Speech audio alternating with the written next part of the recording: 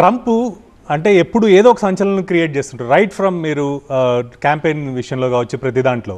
కానీ గత 2-3 రోజుల నుండి చాలా బ్యాలెన్స్డ్గా ఉన్నాడు. ఇప్పుడు కూడా మనం చూస్తే చాలా గంభీరంగా ఉన్నాడు. దీన్ని ఎలా చూడొచ్చు? మార్పు వచ్చిందని అనుకోవాలి. ఎందుకంటే గత మొదటి ప్రెసిడెన్షియల్ అంతా కూడా కాంట్రవర్షియల్గా ఉండేది. అతను భయాందోళన సృష్టించి పరిపాలన కొనసాగించినాడు. గత ప్రమాణ స్వీకారోత్సవానికి ట్రంప్ అభిమానులంతా కూడా క్యాపిటల్ పైన దాడి చేసి విధ్వంసానికి ఒడిగట్టినారు. అది ప్రపంచవ్యాప్తంగా అసలు అమెరికాలో ఇలాంటి సంఘటనలు జరుగుతాయి అన్నట్టుగా జరిగింది. సో ఇప్పటికన్నా మొదటిసారిలా కాకుండా ఇప్పుడు ఈసారి చాలా మెచ్యూర్డ్గా అతన్ని పరిపాలన కొనసాగిస్తుందని చెప్పి ఆశిద్దాం. ముఖ్యంగా మనకు కావాల్సింది ఇక్కడ భారతదేశ సంబంధాలు ఎట్లా ఉంటాయి అనేది అతను ఆలోచిస్తున్నట్టుగా ఇప్పుడు ఇంపోర్ట్ టారిఫ్ని ఇంక్రీజ్ చేస్తానంటున్నాడు. చైనాతో చేయలేడు. అప్పుడు భారతదేశాన్ని పైన కూడా ఇంపోర్ట్ అన్నప్పుడు మన దగ్గర highest exports India revenue, foreign revenue వచ్చేదంతా కూడా ఐటీ ఎక్స్పోర్ట్స్ తోటి. Biggest trade relationship with America తోటి ఉంది. Over 200 billion Ramesh, 150 billion highest. అది చైనా కన్నా ఎక్కువ ఉంటుంది. సో ఇవన్నిటిపైన ఏమైనా ఇంపాక్ట్ పడుతుంది. మన తెలుగు రాష్ట్రాలపైన ఇంకెక్కువ ఉంటుంది. ఇతను తీసుకుని ఆలోచించే ఇమిగ్రేషన్ రూల్స్ పైన, ఎస్పెషల్లీ H1B పైన ఇప్పుడు మొదట్లో చెప్పింది వేరు, ఇప్పుడు మాట్లాడుతుంది వేరు. ఇది అంటే ఇక రాకముందు కొందరు మన NRI సెటిల్ వాళ్ళతో మాట్లాడుతూ ఉంటుంది. ఇప్పుడు అక్కడ ఎన్నో నుంచి ఉండి సెటిల్ అయి ఉన్న వాళ్ళు, వాళ్ళ పిల్లలు అక్కడే పుట్టి పెరిగి చదువుకుంటున్నప్పుడు ఇతను అమెరికన్కి బాగుంటుంది కదని ఆలోచనలు ఉన్నారు వాళ్ళు.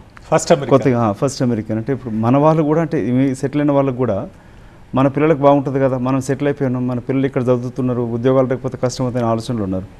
కానీ ఇక్కడ మీరు ఎంటైర్ ఎలక్షన్ ప్రాసెస్, ఈవెన్ మీరు ఎలక్షన్ రిజల్ట్స్ రోజు కూడా స్టూడియోలో ఉన్నారు, ఎంటైర్ ఎలక్షన్ ప్రాసెస్ అయిన తర్వాత ఏదైతే ఇవాళ తీసుకోబోయే నిర్ణయాలు, అంటే 100 ఎగ్జిక్యూటివ్ ఆర్డర్స్ ఒకేసారి సైన్ చేస్తానని చెప్పి ముందుగా చెప్పడం కావచ్చు, లేకపోతే కొత్తగా టీంని మొత్తం అందరినీ తీసుకోవడం కావచ్చు, ఈ ఎంటైర్ ఎక్సర్సైజ్ ఏదైతే తను గత 1 మంత్ నుండి కండక్ట్ చేసిండ్రో, ఈ టోటల్ ఎక్సర్సైజ్ని ఎలా చూడాలంటే ఇంతకుముందు జరిగిన ఎపిసోడ్, అంటే ఇంతకుముందు తను ప్రెసిడెంట్గా ఉన్నప్పుడు ఒకలాగా ఇప్పుడు 2.0 వర్షన్ ఎక్స్పెక్ట్ చేయొచ్చా, లేకపోతే సేమ్ ట్రంప్ ఇంతకుముందు ఎలా ఉన్నాడు ఇప్పుడు కూడా అలాగే ఉండే అవకాశం? సేమ్ ఉండడని ఆశిద్దాం.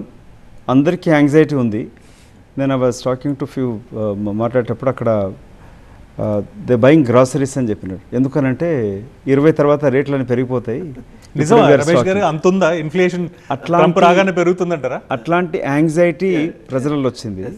రెండోది, కొందరు యంగ్ లైక్ అబౌట్ 20-30 ఉన్న Americans, they wanted to shift to Europe. Next 4 years we don't want to live in America అని అంటున్నారు. సో ఇట్లాంటి ఆందోళన అటు అమెరికాలో ఉంది, బయట దేశాలకు, ప్రపంచ దేశాల్లో కూడా ఉంది. సో అందుకే Trump it's very controversial, but hopefully that this presidency more matured and but అతను ఇచ్చే స్టేట్మెంట్స్ అన్నీ కూడా ఇటు మెక్సికోని, కెనడాని, లేక గ్రీన్లాండ్ తీసుకుంటాం అనేది చాలా ఆందోళనకర విషయం. ఒక సైడేమో యుద్ధం ఆపుతానంటున్నాడు. సో రష్యా చేస్తుంది అది కదా. సో దాని అక్కడ ఆపుతానని చెప్పి ఇతను ఇక్కడ కెనడా, మెక్సికోని కూడా 51 స్టేట్గా తీసుకుంటానంటే అది బిగ్ కాంట్రవర్సీ. అది సో అంటే కాంట్రడిక్టరీ ఆల్సో. సో అది మధుగారు కాంట్రాడిక్టరీలో మనకు చాలా ఉన్నాయి. కాకపోతే ఈ పర్టికులర్ ఈ టర్మ్ ఏదైతే తను తీసుకోబోతున్నాడు, ఛార్జెస్ తీసుకోబోతున్నాడు, మరి 20 minutesలో తను ప్రమాణ స్వీకారం చేయబోతున్నాడు. గతంలో అంటే మీరు అన్నట్టుగా క్యాపిటల్ బిల్డింగ్ మీదకి తన సపోర్టర్స్ ఎవరైతే ఉన్నారో వాళ్ళందరూ దూసుకురావడం ఇవన్నీ జరిగినాయి. కానీ ఈసారి క్లియర్ కట్ మెజారిటీ వచ్చిన తర్వాత తనలో మార్పు, ఎందుకంటే ఆ తర్వాత మళ్ళీ తనకి ఛాన్స్ ఉండే అవకాశం కూడా లేదు కాబట్టి ఈ టర్మ్ తను చాలా బ్యాలెన్స్డ్గా వెళ్తాడా అనేది కూడా, ఎందుకంటే ఇందాక మనం అనుకున్నట్టు చాలా గంభీరంగా ఎక్కడ మాట్లాడినా చాలా బ్యాలెన్స్డ్గా మాట్లాడుతున్న విధానం చూస్తే ఆ బ్యాలెన్స్డ్ అప్రోచ్ అనేది కంటిన్యూ అయ్యే ఛాన్సెస్ ఉన్నాయంటారా లేదంటారా? సుమారు జనరల్లీ రాజకీయ నాయకులలో ఎలక్షన్స్కి ముందు మాట్లాడడం తర్వాత వేరుగా ఉంటుంది అధికారానికి వచ్చినప్పుడు. సో మీరు మన రాష్ట్రాల్లో కానీ లేక దేశంలో గమనిస్తూ ఉంటారు. సో అట్లాంటి పరిపక్వ రాజకీయం ఇప్పుడు ట్రంప్లో ఉన్నట్టు కనబడుతూ ఉంది. మొదటిసారి ఎనీ పొలిటికల్ లీడర్కి వాళ్ళ లెగసీ ఏ విధంగా ఉండాలనే ఆలోచన కూడా ఉంటుంది. సో మొదటిసారి ప్రెసిడెన్సీ తర్వాత అతను గెలుస్తాననుకున్న జరిగిన పరిణామాలను చూస్తే ట్రంప్ పైన ఒకలాంటి చరిత్రలో ఒక మచ్చలాంటి అతని చరిత్ర కనబడుతూ ఉంటుంది.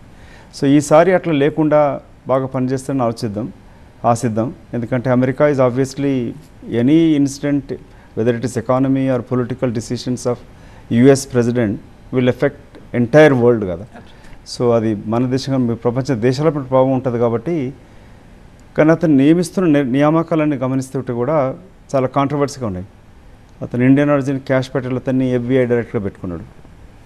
So FBI is the premier investigating agency. అది పొలిటికల్ టార్గెట్ చేసే అవకాశం ఉంటుంది. అతను ఇస్తున్న ఫాక్స్ న్యూస్లో ఇంటర్వ్యూలో కూడా చాలా కాంట్రవర్సీగా మాట్లాడినాడు అతను.